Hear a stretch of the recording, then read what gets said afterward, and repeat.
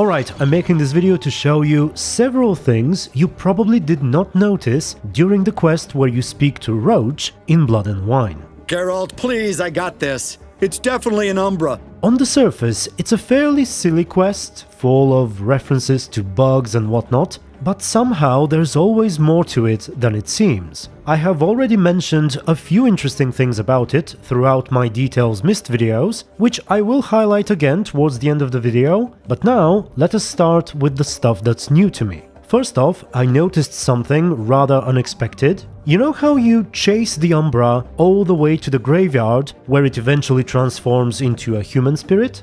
Before that happens, there's a brief period where it turns invisible and makes a circle around its grave, after which you fight the cats and begin the actual cutscene. You and the Hermit, how do you know each other? If you get close enough to the Umbra during its brief transition, you will notice that the invisible thing it transforms to is called Incubus.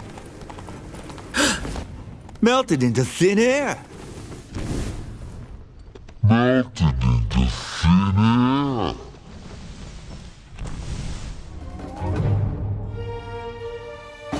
Now, an incubus is of course the male equivalent of a succubus. However, I don't think incubi have ever made an appearance in the world of The Witcher. I can't recall any such cases in neither the books nor the games, but here we definitely have something that is called incubus. Now, what the books do mention is the way succubi behave, how they torment sleeping men at night and whatnot, which is rather fitting for the quest we're doing here. Drops of blood on the pillow. Trail of him leading to the window. Something drinks the Hermit's blood at night. That I know. Gotta talk to her. So my best guess is that this quest was meant to revolve around an actual incubus, and what we see here are mere remnants of the original idea. If you have any additional thoughts about incubi, their presence in the world of The Witcher, or this quest in general, feel free to share them in the comments, but we move on to the next curious thing, or a couple of curious things actually, that I noticed. Indigo? You mean blue? No, indigo is indigo. Men. If you do not forgive the spirit, or rather, if Roach does not forgive him, the woman who gave you the quest dies. There are two ways to get her killed, actually. One is to simply fail to catch the spirit, which results in a rather sad exchange between Geralt and Roach, and you do not get a reward. Effect of the bruise waning. I can feel it. Won't be able to understand you soon. Ah, shame that. Shame too that we didn't catch that Umbra. But let me tell you one last joke, alright? This is a killer. Why'd the horse cross the road? No idea.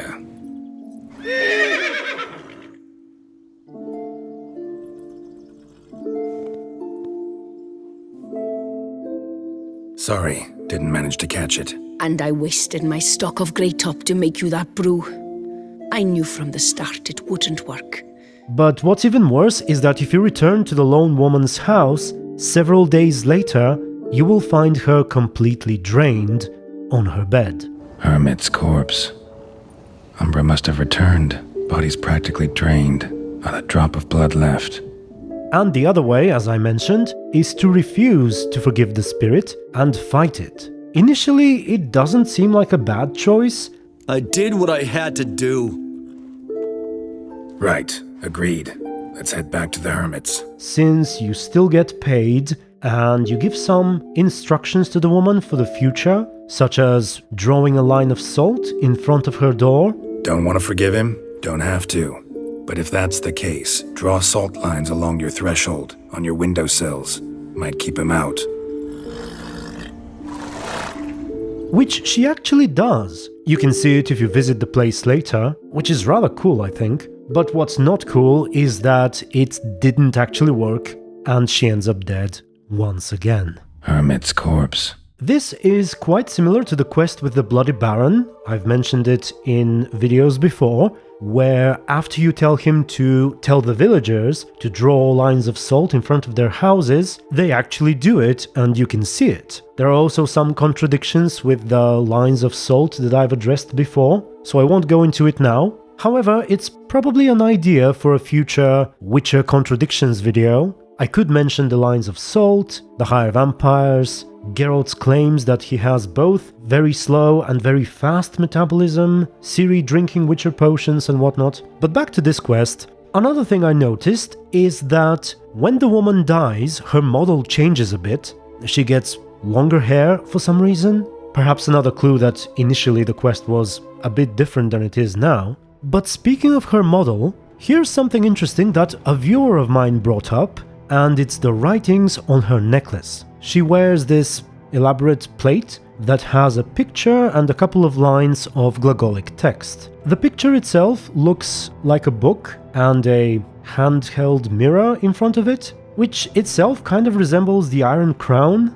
And I mean, she is a flagellant after all. Heard flagellants whip themselves to atone for all humankind's wrongs. Speaking of that, what I refer to as a mirror might actually depict the instrument with which she flagellates herself. It's the rope with nails on its end, the one she wears around her neck at all times. But overall, the symbol is likely related to flagellation and its doctrines and whatnot.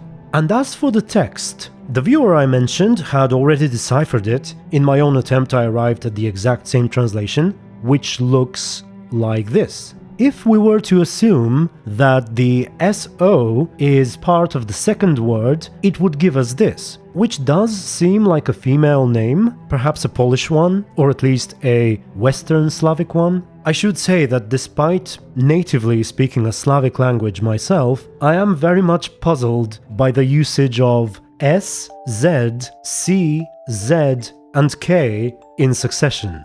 Hanna Trybinska sounds perfectly fine, but if Sojezczka, or however that's supposed to be pronounced, is an actual name, do let me know. Or perhaps the SO is separate and it means something else entirely. Again, feel free to comment about it below. Okay, another thing I don't think I've ever mentioned is that, off the top of my head at least, this is the only quest where instead of haggling for money, you haggle for potatoes as a reward. Because the woman mostly has mushrooms and potatoes. I've none of any coin. I've nothing, in fact. Just potatoes in the cellar. A good crop this year. Tend to this quickly, completely, and several sacks will be yours.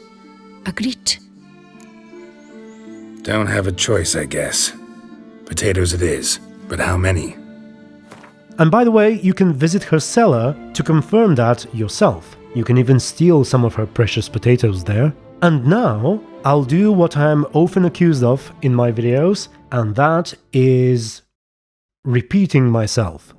I will list a few more interesting things, which I've mentioned before, in case you've missed some of my old videos, starting with what is definitely one of the best details here, specifically that Roach himself, or herself, if you sold Ciri, can complete the quest alone. This happens if you decide to abandon it and leave the area after taking the mushrooms. It's rather awesome, in my opinion. Phantom you told me about, still your tormentor? No, all is well. I thank you for your help so much. But I didn't do anything. I was talking to Roach. Your horse helped me. Told me my tormentor was a friend who had passed recently. Failing to find peace in the afterlife, he'd returned as a spectre. Roach solved your problem herself? That's right, and quickly. Oh, now she asks that I convey to you her regards. Thanks. Take care now. And by the way, I don't think this still works in next gen, but previously you could make a save while under the effects of the hallucination, then start New Game Plus from it and maintain this visual effect throughout your playthrough. Also, under the effects of the mushrooms, you can talk to pretty much all the nearby animals. I think they're simply given random NPC lines, but it's a neat little detail nevertheless. Excuse me. Lipio to keep you from hangovers too. Clever man, is that it?